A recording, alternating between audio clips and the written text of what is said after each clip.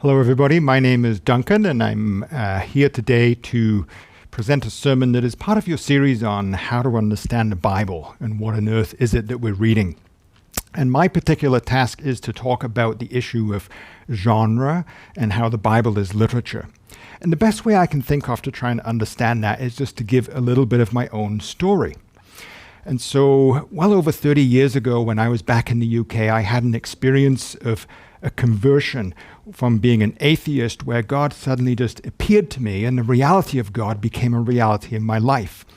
And one of the things that happened very soon after that was I just had this hunger and this thirst to read the Bible. Shortly after that, I moved here to Canada. I started attending a church. It was a very Protestant and evangelical church, and so it was natural that the Bible was held in very high regard. And so as part of it, obviously just following on from that, it was natural for me to want to study the Bible.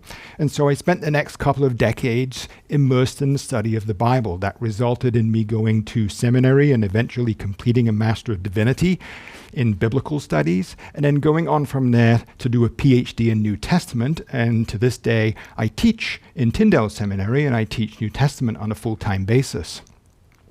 But part of the experience of going through that academic journey was a lot of confusion because I encountered all sorts of different ways of reading the Bible and all sorts of challenges to how I actually thought about the Bible, so that the way I think about the Bible today is really quite different from how I thought about the Bible 30 years ago. Now, I say that in a sense to give a little bit of a warning to what I'm going to say today. It's almost like I feel like some of what I'm going to say should come with a warning to it, sort of like warning on the end of cigarette packets. I don't think that this will kill you, but it might disturb you. Some of the things I might say will possibly disturb you. At least I know that can be the case sometimes for some of my students. If that's the case, my advice to you is simply that let that be something that you go away and you reflect on, because sometimes the things that disturb us are the very things that we're going to get the most amount of growth out of as we go away and we reflect on those. If there's other things that I say that are very helpful for you, then I'll just be very thankful for that. I do want to say right up front that I'm not claiming in any way to speak for God. I'm simply going to share some of my own journey as I have wrestled with having to think about the Bible.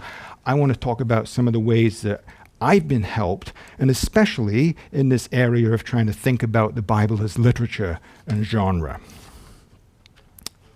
So with that sort of backdrop, the very first thing I want to point out about the Bible is that the Bible is not just a single solitary big book, like this big book over here. We have these Bibles that we sometimes stick on our lecterns in churches, but that's really gives a wrong kind of impression about what the Bible is, because actually the Bible is much more like this as a library of books. It's a collection of books. It's different authors from different times and places, using different languages, different cultures, different periods of history, and different contexts. Not only is it a collection of books, the Bible is also a very human book. And I know you've heard a little bit about this in one of your recent sermons, but what I want to highlight today is not just the human language of the book, but the human conventions by which the Bible is written. Each one of these books that I selected to bring along is slightly different from the other one. There's some that are philosophical books, some are like instruction books that we would read, like there's a DIY manual that we might read because we want to try and fix something in our house. There's another book that's poems and short stories, actually written in German. And there's other books we could have letters. There's all sorts of different books, and we know when we go to read a particular book, we recognize that there are different rules for reading, so we don't read a dictionary in the same way that we read a short story. And this is a matter of genre. And the Bible is no exception. It's not just a collection of books, but it's also a collection of genres. What I think makes the Bible even more challenging, however, is not just that it's a collection of genres, but it's a collection of ancient genres. And ancient genres, while they have some overlap to modern genres, are a little bit different. And so that's basically what I want to try and talk a little bit about today. So if there's one big idea that I would want to try and get across today, It is that the Bible is not this single one unified book, but is actually a collection of books. Not only is it a collection of books, but it is a collection of genres. And not only is it a collection of genres, but it's a collection of ancient genres. Now, I'll say a little bit more about the genres in a minute and give you a few quick examples, but I want to begin with what I call two foundational pieces. The first foundational piece is the fact that the Bible, 40 to 50% of it is actually written as narrative, which basically means story. We have the story of Israel. We have the creation story, followed by the flood, followed by Abraham, all the way down to Joseph going off into Egypt, and then Moses leading the people out of Egypt, and then eventually giving the law being given on Mount Sinai before they go into their promised land and become a people. They're eventually ruled by kings, and then they get some eventual disintegration of society, and ultimately they have foreign powers that come and take them over and lead them into exile. That's basically the story of the Old Testament in a nutshell, much of it told in narrative. When we come into the New Testament, we have 4 different Gospels in the book of Acts.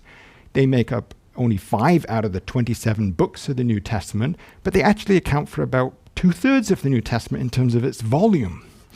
So the point is that much of the Bible is told as narrative or story. And when it comes to trying to do theology, narrative and story is quite different. It's really, in a sense, reading the Bible is a little bit more like reading The Lord of the Rings than it is reading something like this, which is the Westminster Confession of Faith or the Westminster Catechism. Now, a catechism is basically a series of questions and answers. It'll ask a question like, who is God? And then give an answer. And then it'll ask another question like, what is sin? Give an answer. And this catechism has about 200 questions like that, all the questions you can think of in terms of theology, and it gives you an answer. So it's a question-answer book. But the Bible is nothing like that because much of it is told as story. In fact, not only do we get a lot of story, but if 50% of it is story, another 30% of it is actually poetry, which is even more imaginative and a bit more ambiguous in terms of its language. So whole books like the Psalms, Job, Ecclesiastes, Proverbs, these are all books of poetry. In fact, when we get to the prophets, which is a big chunk of our Old Testament, much of the prophets is written in poetry. Now, poetry, like I say, is the language of imagination and metaphor. Let me just give you one example. There's not as much poetry in the New Testament, but we get little bits of poetry embedded, and we certainly get this kind of poetic metaphorical language. So let me give you an example out of the mouth of Jesus. In Matthew chapter 5, Jesus tells us that if our right eye causes us to sin, then we ought to gouge it out and throw it away. Because it's better to lose one part of our body than to be thrown into Gehenna. That's the word he uses. We often translate it as hell, but he's talking about Gehenna, which is actually a physical valley just outside of Jerusalem. He goes on to say, well, if your right hand causes you to sin, same thing. We should chop it off, throw it away, because it's better that than to lose our whole body and have a whole body thrown into Gehenna. Now, I don't know about you, when I walk around churches, I don't see anybody with missing eyes or missing body parts and this kind of thing, because I think we intuitively recognize that when Jesus says these things, he's speaking metaphorically. He's not speaking literally. My point in raising it today is that I find quite commonly when I'm talking to people, they'll readily acknowledge that this is metaphor, but when we get to thrown into Gehenna, we automatically assume that Jesus is making some grand philosophical statement about hell. I don't think that's necessarily the case, and I think if we put it in its context, we can see he's using metaphorical language. Now, I don't intend to get into a big discussion about hell with this. My point is simply that Jesus is using metaphor. I just finished watching the documentary on Bernie Madoff and how he had this grand Ponzi scheme that eventually came to light in 2008.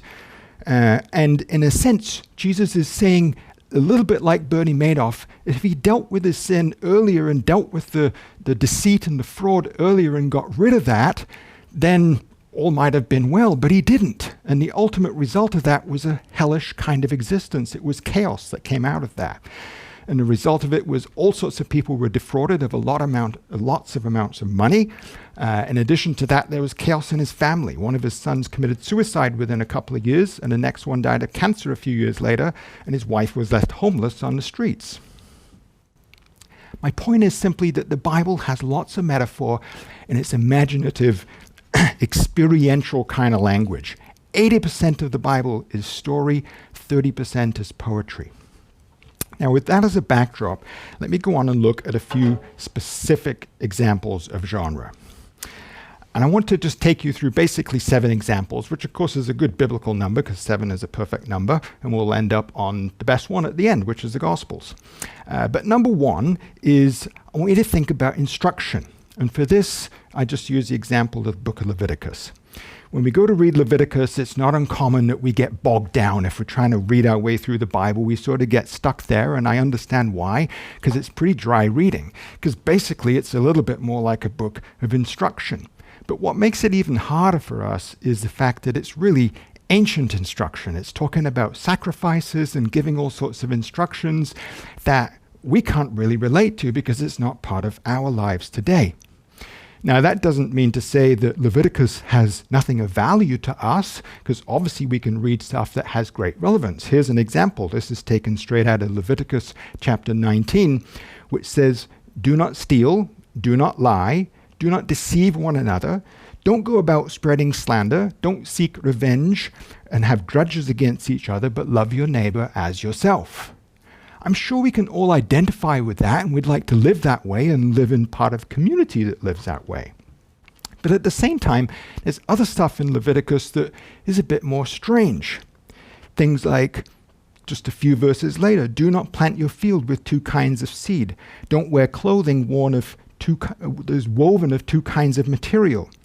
Don't eat any meat that still has blood in it," for all you steak lovers. "Do not cut your hair at the sides of your head or clip off the edges of your beard, and do not put tattoo marks on your body." Now, I know that you're Pastor TJ because he happens to be my brother-in-law. I know he likes a good rare steak, and I'm sure he's had the hair cut off the side of his head, and I know for a fact that he has a tattoo on his body. But we're not ready to start throwing him out of the church as if he doesn't belong, because I think, again, we intrinsically recognize that there's something about these verses that doesn't really apply to us. We know the previous ones do, we know these ones don't. And I think this is part of the fact that a book like Leviticus is culturally embedded. It belongs to a different time and place. It's what I refer to as divine accommodation. It's like God is accommodating himself to the culture of the day and allows these expressions to come out in the Bible, so that there are things that are said there, instructions that are given that would be fitting and appropriate in the day, but they're not for our day. And this means that we've got to read with a lot of discernment. We can't just read it again like a catechism, a rule book. It's not a question and answer rule book.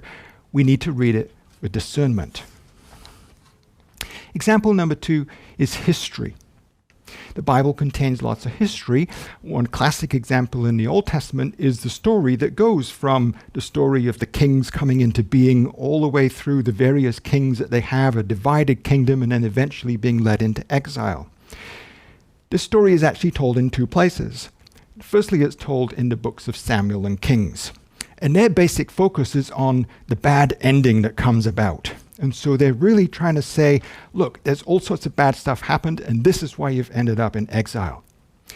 Interestingly, the books of Chronicles actually tell the same story. They're like 2 parallels. It's like telling the story over. And you have to wonder, well, why would you tell the story over again? But Chronicles end up in a more positive place. They end up in this space where you have the king Cyrus, who is a Persian king, who is telling the Israelites, you can now go back to your country and you can start rebuilding your temple. In other words, it's a more positive spin on the history. So they tell it in a different way. So for example, stuff about David and Bathsheba when he gets into adultery and then arranges for her husband to get murdered so she can move in with him. And then there's chaos in David's family.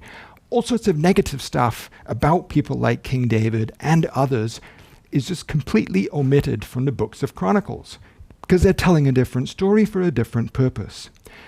What we learn from this, which is not just true of ancient history, it's true of modern history too, is that there's no such thing as sort of bare history, like the bare facts. History is always told with a certain kind of bias.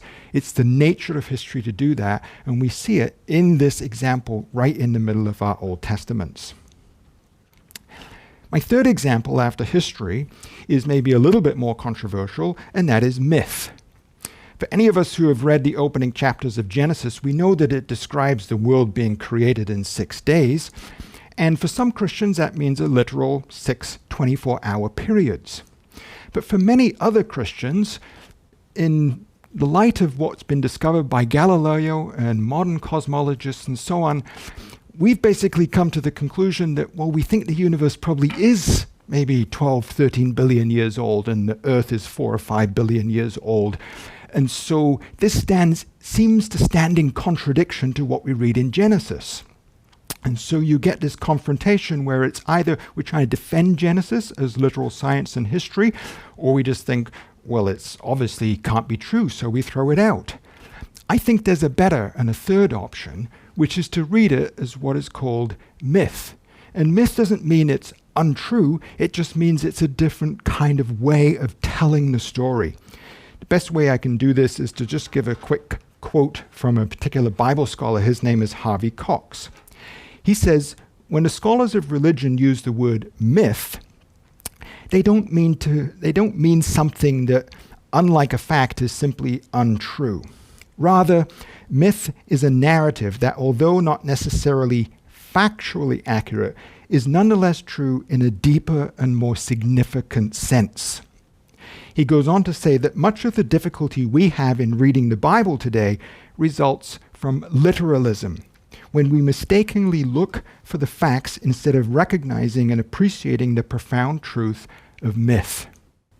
Now, you may not be entirely comfortable with the idea of myth in the Bible, but I know for me and for many other people, this has unlocked a way for me to read the Bible and to make sense of things like the opening chapters of Genesis, and actually brings the book alive for me in a way that otherwise I would feel I just can't connect with it. After myth, my number 4 is prophecy. Now, there's big chunks of prophecy in the Bible. A good example would be Isaiah. It's a big, long book. We have books like Jeremiah, also a big, long book. Often quite difficult to read because we're not fully sure what's going on. We don't often have the historical background and context, and all of that can be helpful, in addition to the fact they're filled with lots of poetry. But I just want to make one particular point about prophecy that I found very helpful. I think sometimes when we think about prophecy, we assume that prophecy is about predicting the future, looking into the future and saying this is going to happen. Now, I'm not saying that kind of thing is not present in the prophetic literature of the Bible, but I think a much more dominant strand in prophecy is what I would call forthtelling. That is, speaking, not so much predicting the future, but actually speaking into the present situation in order to address a present concern. And it's done so in a way that is kind of like a warning. It would sort of be like taking your teenage child who's into drugs and whatever and saying, look, if you continue along this path, then that's where it's going to end up. It's heading towards a path of destruction. Whereas if you do something about it now, you can change that. And prophetic literature is a little bit like that. It's really speaking into the community, and especially speaking into the leadership of the community to say, look, you have an unjust society. And the reason we have unjust societies is usually because of the people at the top, the elite. They're the ones who create the unjust systems that everybody else has to live with. And prophetic literature is very much like the kind of speech that speaks accountability into that group and says, look, you are the covenant people of God. You're supposed to be living a particular way, but you're not. And this is what it's producing, and this is where you're going to head if you don't do something about it. So it speaks to the elite, and it really calls them to account. Now, the flip side of that, and my 5th example, is apocalyptic literature. We don't have a ton of apocalyptic literature in the Bible, but the most obvious apocalyptic book is the book of Revelation. For most of my students, when it comes to Revelation, they're like, I have no idea what to do with this book, so I don't even bother to read it. I think that's unfortunate, but then there are other people who, they know exactly what to do with Revelation, and they start pulling out charts and diagrams and mapping out exactly this is how history is going to unfold and when the world is going to come to an end and so on. I don't think that's a good way to read Revelation either. And in fact, for me, the most helpful thing I've ever come across in terms of reading Revelation is precisely to think about it in terms of genre. Now, Revelation, in a sense, there's certain letters in Revelation, and it also speaks about itself as prophecy, so it's a bit of a mixed genre. But I think the dominant genre when we're looking at Revelation is actually the genre of apocalypse. Not a genre that we're very familiar with today, but one that was very common in the ancient world. In fact, there were multiple Jewish apocalypses and other Christian apocalypses, and they actually take their name from the book of Revelation. And apocalypse just comes from a Greek word, apokalypsis, which means to reveal or to unveil. And so it's an unveiling of something, usually something about God and the way God is. And I think the fundamental difference between prophetic and apocalyptic literature, for me, is this: that while the prophetic literature speaks to those in the elite and confronts them, apocalyptic literature really speaks to the people who are at the bottom and who are suffering persecution. And rather than coming and confronting them, it actually comes and is intended to bring them comfort. It's a way of God saying to these people, look, I know that you're struggling right now. I know that it feels like God is completely absent, but he's not absent. He is present. He is going to come through. So hang in there and persevere. Of course, apocalyptic literature ends up being written, like much of the poetic literature, in very metaphorical language. Another indicator that we shouldn't take it and over-literalize it. Here's just one example out of Revelation 12. It says, a great dragon with 7 heads stood upon the earth, and his tail swept down 1/3 of the stars of heaven and threw them upon the earth. I just read something this week by a theologian talking about his days in seminary when his professor insisted that the stars would literally fall out of the heavens onto the earth, taking a passage like this and taking it very literally. And he said one of the other students in the class put up his hand and said, but sir, if the earth gets particularly close to the sun is not going to fall into the earth is simply going to disintegrate in the presence of the sun if it gets too close. And the sun, of course, is a small star compared to a bunch of the stars in the universe. And I think he's absolutely right. We really can't take something like this and take it literally. And so, again, when we're looking at apocalyptic literature, I think it's helpful to both bear in mind its metaphorical nature and also to bear in mind its fundamental function, which is to communicate that God is going to come through. It's there to comfort the oppressed. Couple more examples. Number 6, my example is letters. We don't have a whole lot of letters in the Old Testament, but we have quite a few in the New Testament, and I just want to take up one example, and that's the book of Philemon. So Philemon is written by the Apostle Paul, who wrote several of our letters in the New Testament, and it's basically a book written to a slave owner. So that Paul is the apostle writing the letter, and he's writing to Philemon, who is a slave owner, and they're obviously in different parts of the Roman Empire geographically. But Paul has with him somebody called Onesimus, and Onesimus is Philemon's slave. And so Paul writes this letter to send back with Onesimus in order to say to Philemon, look, I want you to treat him gently, treat him kindly, don't be harsh with him. Now, it's usually assumed that the backstory of this letter is that Onesimus has run away and that he's a runaway slave. Now, I have a little bit of fun with my students because I get them to do an assignment where they have to look at Philemon and they have to try and fill in the backstory. And they have to try and fill in what is it exactly that Paul is asking Philemon to do. And you might think that on the surface this is a pretty easy thing to do, but in actual fact, it's not that easy. Because a letter, like any letters are just, they're one half of a conversation, right? It's like hearing one half of a telephone conversation and trying to figure out what's going on the other side. Well, New Testament letters are like that too. Philemon knows the backstory, Paul knows the backstory, but Paul doesn't actually tell us what it is. So there's all sorts of details that we don't get when we come to read these New Testament letters.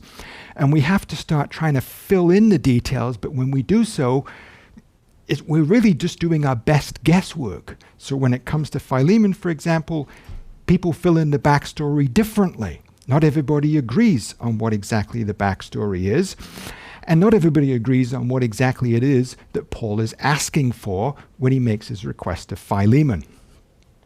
My point in sharing all of this is again to just try and draw our attention to the fact that when we're dealing with the Bible, we're not dealing with this straightforward catechism of question and answer kind of book where there's a clear question and a clear answer.